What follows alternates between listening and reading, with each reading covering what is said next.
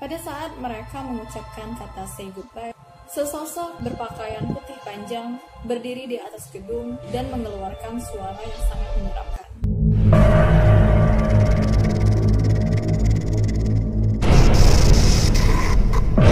Hai guys, jumpa lagi dengan Mia.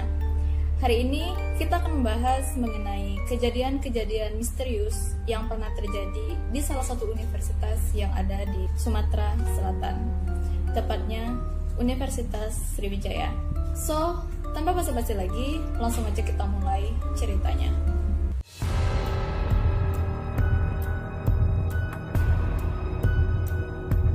Cerita ini merupakan pengalaman pribadi salah satu mahasiswa Unsri yang pernah menghabiskan waktu seharian di lab FKIP Unsri Indralaya. Nah, biasanya ketika ia ingin melakukan kegiatan di lab tersebut, ia selalu ditemani oleh satu atau dua temannya. Namun pada hari itu, dikarenakan ia merasa bahwa ia bisa menyelesaikan semuanya dengan cepat dan akan pulang sebelum waktu malam, ia pun pergi sendirian. Nah, ternyata berbeda dari rencananya, ia belum sempat menyelesaikannya hingga pukul 7 malam. Pada saat itu, ketika ia sedang fokus mengamati penelitiannya, ia mendengar suara ketukan di meja belakang di lab tersebut. Namun, ia tak menghiraukannya. Lalu, lagi-lagi, suara itu kembali terdengar, dan ketika ia menoleh ke belakang, tak ada siapapun, suara itu pun berhenti. Kemudian, ketika ia mencoba untuk fokus lagi sambil menunggu temannya menjemput, suara itu kembali terdengar. Ia pun merasa sangat takut dan was-was, lalu segera untuk meninggalkan lab tersebut. Setelah hari itu, ia pun bertanya dengan temannya yang pernah menghabiskan waktu semalaman di lab tersebut juga. Temannya itu juga menjawab bahwa ia mengalami hal yang sama. Lalu mereka pun menyimpulkan bahwasannya mungkin ada penunggu di lab tersebut.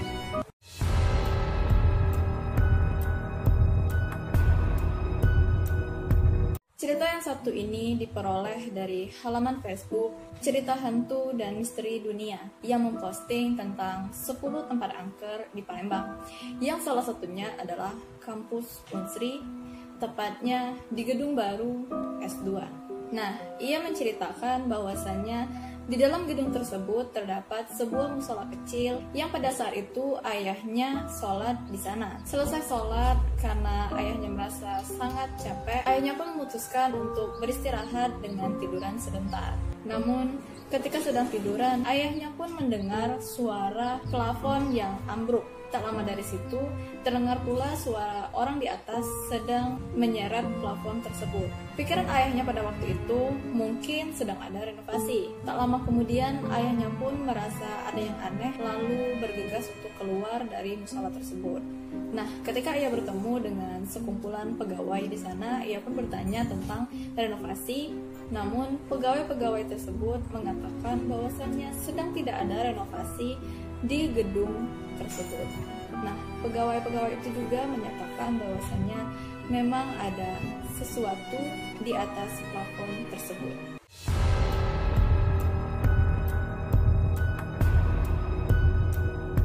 Mahasiswa Unsri Indralaya pastinya sudah tidak asing lagi dengan kejadian-kejadian mistis yang selalu terjadi di zona F Unsri Indralaya ini. Sebuah akun YouTube BEM Psikologi Unsri yang berisikan 5 orang mahasiswa melakukan uji nyali dan merekam hal-hal mistis yang terjadi di zona F Unsri Indralaya ini. Video tersebut dibuat pada hari Jumat 13 Mei 2016 pukul 12.09 malam di gedung PDU. Pada menit 4:13 detik, segerombolan itu mendengar suara aneh ketika membuka pintu kamar mandi yang sudah tidak terpakai lagi. Sontak, mereka pun langsung lari ketakutan dan berteriak. Di menit ke-6, mereka sepakat untuk melanjutkan uji nyalinya di gedung PDG dan meninggalkan kamera sekitar 30 menit di sana. Lebih kurang 20 menit, sebuah cahaya terekam di dekat kamera diletakkan dan juga jendela yang bergerak sendiri. Selanjutnya, Mereka pun memutuskan untuk pulang meninggalkan gedung tersebut. Namun tidak sengaja terlihat sosok berpakaian putih yang terekam di dalam video tersebut. Nah, pada saat mereka mengucapkan kata say goodbye, sesosok berpakaian putih panjang berdiri di atas gedung dan mengeluarkan suara yang sangat menyeramkan. Semuanya pun berlari ketakutan. Guys, jadi itu aja ceritanya. Lalu bagaimana menurut kalian? Apakah kalian mempercayai cerita-cerita ini? Atau sebaliknya? Ataukah ada di antara kalian mahasiswa Unsri yang pernah mengalami kejadian-kejadian misterius lainnya? Jangan lupa untuk komen di bawah. Kebenaran dari cerita-cerita ini tetap tidak bisa dipastikan dikarenakan kurangnya bukti. Dan juga aku mau mengucapkan mohon maaf apabila terdapat kesalahan dalam pengucapan sehingga mengubah makna dari cerita. Jangan lupa untuk like, comment, dan share video ini jika video ini menghibur kalian.